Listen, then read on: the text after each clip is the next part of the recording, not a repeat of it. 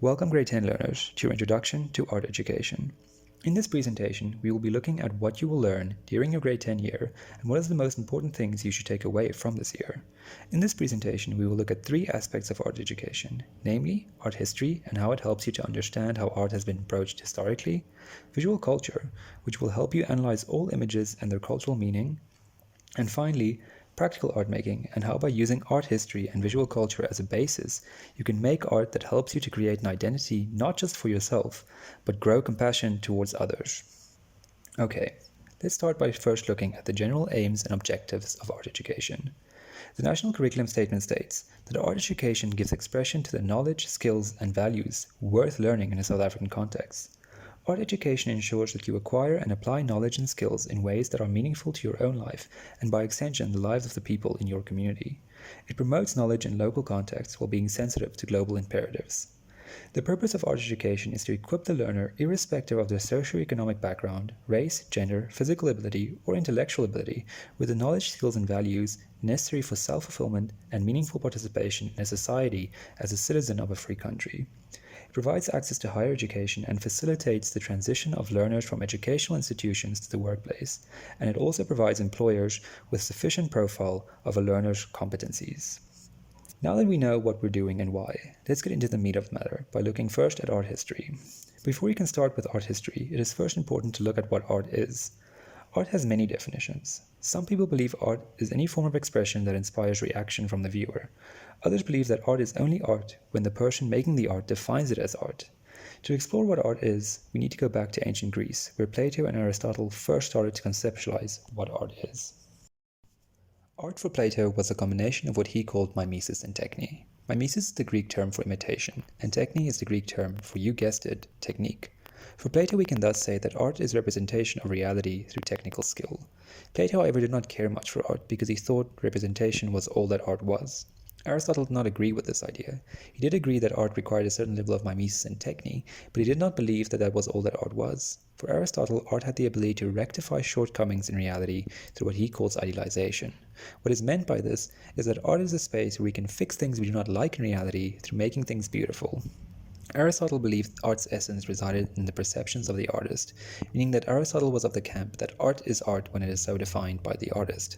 But what we do then with art such as rock art, where what is depicted was not necessarily defined as art by the artist? The answer to the question, what is art then, is that art is context specific. What this means is that every era in history has their own way of defining art. This is where art history comes in. In art history, we look at art throughout history as a means to study how people have thought about art in the past and how it developed into how we know art today, while at the same time looking at the cultures and historical contexts that inform the art practices of the time. There are three ways of analyzing art historically. There is the iconographic method, the iconological method, and finally, social art history. The iconographic method is the simplest one because all you do in an iconographic analysis is look at the artwork and state what you see based on the 7 art elements, which are line, shape, space, value, texture, color, and form.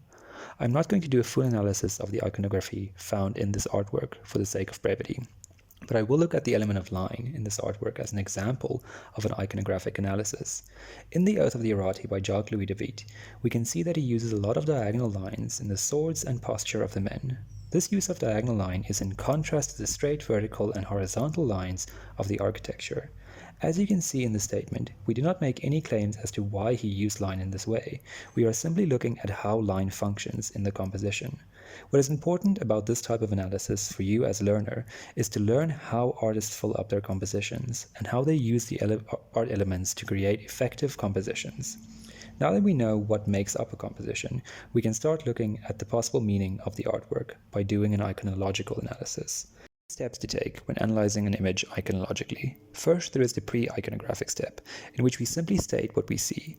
In the case of Jan van Eyck's artwork of Arnolfini and his bride, we would state that we see 2 people standing in a room holding hands with a bed behind them. We then move to the iconographic, where we again state what we see based on the art elements, and only then can we move to the iconological, where we can read the symbols and possible meanings of the art. The artwork is very rich with iconological meaning. First of all, the title of the artwork, Arnolfini and his bride, not his wife. This is a bit strange, given that there are only 2 people in the room, no pastor marrying them, and they are not in a church. His bride is also holding her belly as if she is pregnant. This artwork can thus be read as a secret ceremony to hide the possible shame of being pregnant before marriage, especially in the context that this was painted in. The iconological reading can therefore be seen as analyzing the possible meaning of the artwork based on the signs and symbols we see in the artwork. It is important to note that we aren't always correct in our iconological readings, because we tend to view historical art through our modern lenses. It is thus important for us to understand social art history, to understand the context in which these artworks were made, to better inform our iconological analysis. Through analyzing art iconologically, you should learn that no artwork is neutral. All art holds meaning, be it explicitly or implicitly. And this is an important thing to keep in mind when you make your own art. What meaning can be found in the images you make? This brings us to social art history analysis, where we look at what artworks meant in the context of the time they were made in. This is done to avoid making inaccurate readings of historical art. A great example of this is the artwork Liberty Leading the People by Eugene Delacroix. The painting was made as a way to commemorate the French Revolution and acts as propaganda for freedom and liberty. If we did not know what the painting was about or when it was made, we might read it as a depiction of the atrocities of war. But when we look at it knowing what it is depicting and that it is made after the revolution, we get a whole other reading that is pro-freedom and maybe even optimistic, even if the image is quite violent. We can see that when analyzing art history, we need knowledge of art elements, we need ability to read signs and symbols, and we need to be able to ground our reading of these signs and symbols in historical context. You might be wondering what you are going to be looking at in art history, seeing as it is such a broad field. In grade 10, we start at the beginning, and therefore we will look at African art, non-Western cultures from across the globe, ancient civilizations, the classical world, the Middle Ages or Islamic art, the Renaissance, and finally Rococo. Now that you have a basis for how to analyze historical art and why we analyze historical art, we can now move towards visual culture studies. What on earth is visual culture studies, you might ask? Visual culture studies, unlike art history, looks at all images created by humans, which includes art made through history, but excludes naturally occurring visual phenomena such as rainbows or plants. In visual culture studies, we can still do an iconographic and iconological reading, but these become less useful when we look at things like advertisements, movies, or even comic books, because these visuals don't always focus on art elements when constructing their compositions. Therefore, we rather look at semiotics, which is a study of signs and symbols. This can most easily be seen when we look at company logos. When we, for example, look at the Nike symbol, we read the checkmark in two ways. In one instance, it is an affirming symbol that relates to their slogan of "just do it." Take it off your list, move on. But it also relates to the Greek Nike sculpture, which depicts the goddess of victory, and the checkmark can be seen as a depiction of her wings stretched out. Analyzing images through semiotics, we look at how these signs and symbols are encoded with meaning, and it is our jobs to decode them. Another way of analyzing visual culture images is by looking at the zeitgeist that is being depicted. Zeitgeist can be seen as the spirit of the time, and it shows what the dominant beliefs or ideologies of a certain cultural group are.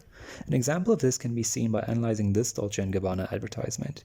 Here we see a woman lying on the floor with a group of men standing around her, looking down at her. This image can be read as women just being objects of desire for men. She is just laying there, looking beautiful and kinda dead. She is to be desired by the men who are upright and alive. This relates to the dominant idea that women are subservient to men and that they are only objects to be desired for men. This links to the zeitgeist of our patriarchal society. Patriarchy referring to the dominance of men and masculinity in our society. Okay, now I understand art history and visual culture. What's next? From here on, you combine your knowledge of how art is made historically and how to analyze visuals critically to ultimately make your own art. To explain how to combine the two, we will now look at an artwork by Wim Botha titled Millipap Pieta. In this artwork, Wim Botha makes his own version of Michelangelo's Pieta sculpture out of Millipap. This is done to disrupt ideas of what art is, because Michelangelo's historical Pieta has become a metaphor for the standard of good art. By using Millipap, Botha is trying to question what good art is and who has access to good art, by replacing the original medium of marble with a very South African medium such as Millipap. Mealie Pop also relates to people in poor rural communities, where mealie pop is a staple food. The image of Mary holding Jesus can also relate to the photograph by Sam Nzima, showing Hector Peterson's lifeless body being carried away during the Soweto uprisings during the apartheid era. In this artwork, Botha creates a complex visual using art history and modern visual culture that challenges our way of reading both the past and the subsequent future. In this artwork, he is asking, what is the worth of all this high art when we still have social injustices? You as art learner is expected to do the same when it comes to making your own art, by using what you know about art history. Now that you know what your role as learner is, I will quickly explain my role as teacher. My job as art teacher is to create an authentic learning environment by dismantling oppressive teaching structures. I should overcome these oppressive structures by creating a relationship of cooperation between you and me, as opposed to a static teaching style where I simply impose knowledge onto you, the unknowing learner. My role as art teacher is to facilitate a healthy person/environment in which you are able to appreciate not only set cultural values but also other different values, as seen through the study of visual culture. It is also my job to help you to create a positive personal identity through facilitating an engagement with the self that is achieved through critically looking at aspects of the self through art making, which can only be achieved within an authentic learning environment. The very nature of art making necessitates organization and control, which allows you to feel in control of your reality through its transformation into art. This engagement with the self can take the form of narrative generation, which allows you to take ownership of your own narrative instead of simply adhering to grand narratives about you, while also sharing your narratives with your colleagues, which helps to foster community and understanding for the people around you.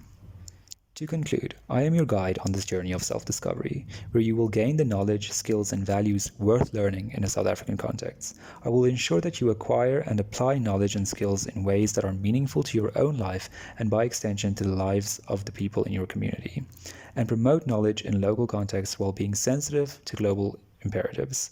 I will ensure that you learn about art history and visual culture that acts as a basis for your practical art making. And I will facilitate your art making to help you develop an authentic voice that best communicates your artistic visions. So I hope you're ready, because life is about to get a whole lot more meaningful.